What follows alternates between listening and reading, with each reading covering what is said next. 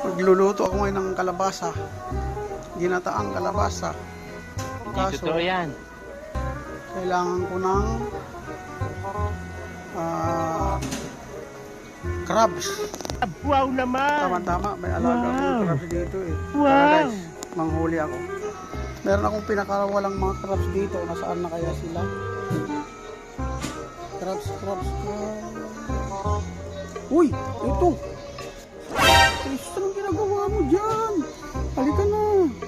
Saan tayo ba? Oh, ito pa mga idol. Ay, nagsiakyatan na.